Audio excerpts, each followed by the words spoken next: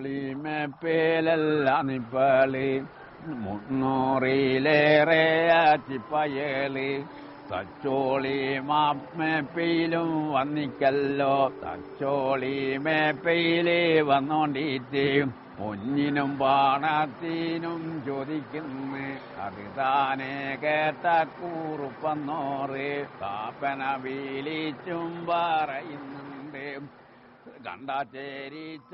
We began our long journey across the picturesque Malabar in our quest to understand and learn more about the most dangerous but little-known weapon of the Kalaripayat martial arts, the Churutwal, better known as the Urmi.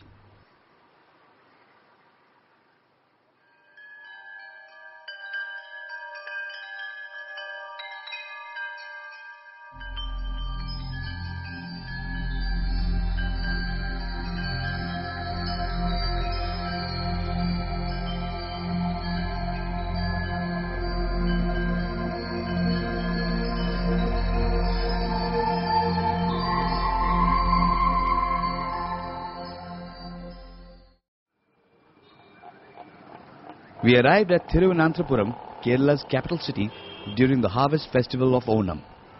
There was an air of festivity all around. Bright lights lit up the streets and musicians played traditional instruments.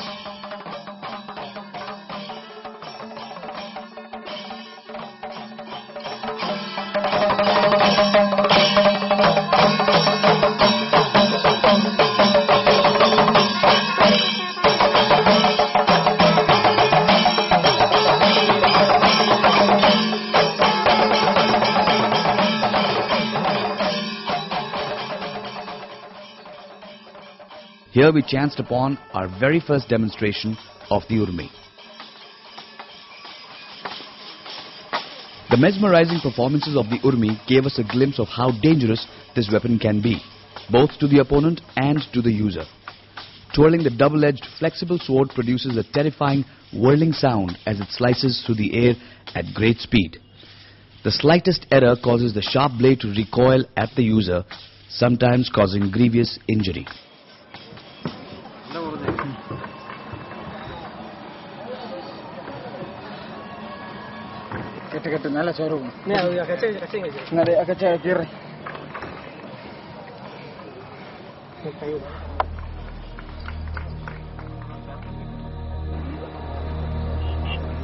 To learn more about the Urumi, we decided to visit one of the institutions teaching this ancient martial arts in Thiruvananthapuram.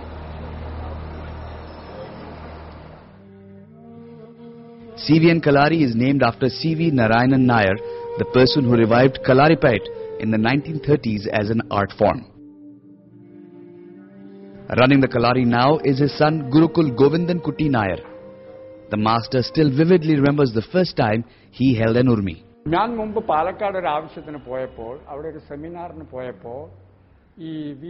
saw it long back when I attended a seminar in Palakkad.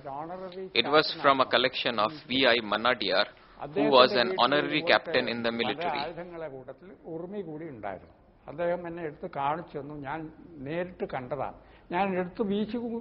The Urmi that I held was quite thin and trembled in my hands.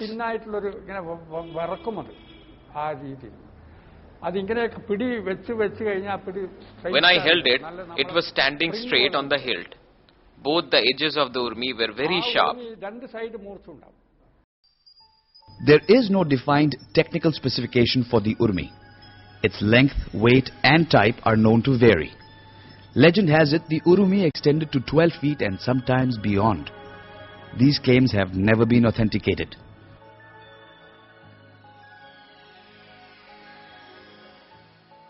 There are references to Urmis with as many as 7 double-edged blades of 1 inch width each attached to the same hilt. Today, no such piece is known to exist. However, the most popular Urumi has been the single blade design. Its length ranges between 4.5 to 5.5 feet and its width between 3/4 of an inch to 1 inch. There is also a double-bladed Urumi, but it is seldom used beyond stage performances like this one.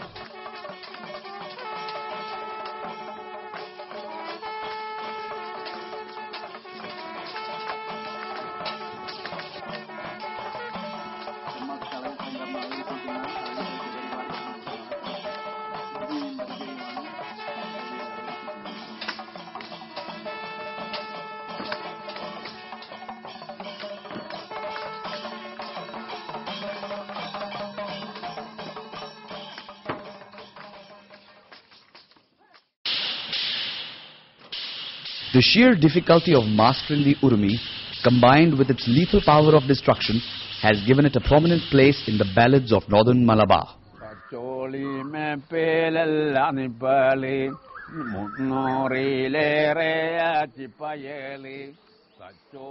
These songs are in praise of heroic warriors of the past.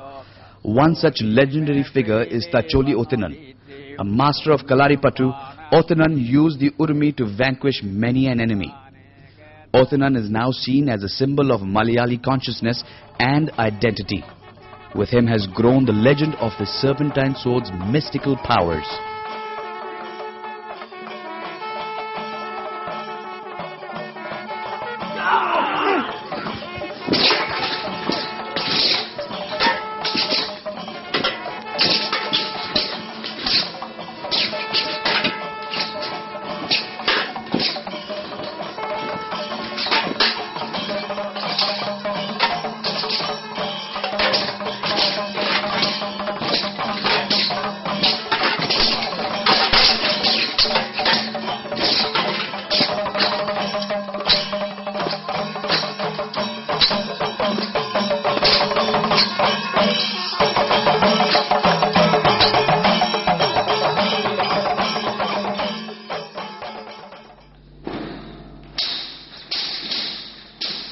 To attain a basic level of competence with the Urumi, the user has to go through years of rigorous training in the Kalaripayat martial art tradition.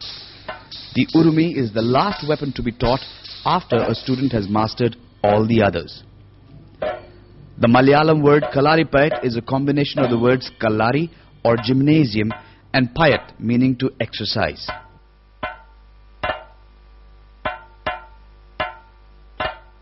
The origins of Kalaripayat can be traced accurately as far as the 4th century to sage Parasurama.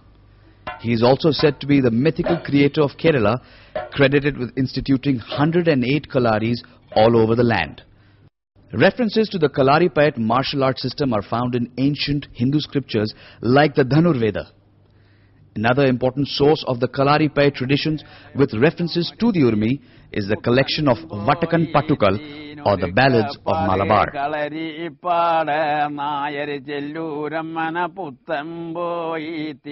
Kalaripayat is based on the traditions of respect and obeisance for the human body, the weapon, the Gurukul and the deity of war. The presiding deity of war, Bhadra, is placed on top of the 7 tapering semicircular steps on the southwest corner of the Kalari.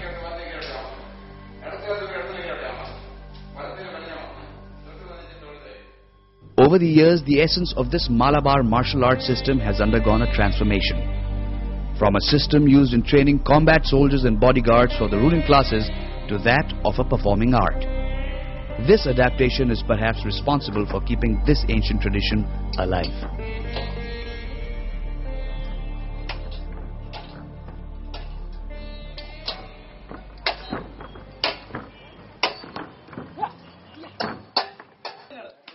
Training in Kalaripayat begins at the young age of 7. The student starts at the first level of Kalaripayat called the Maithari.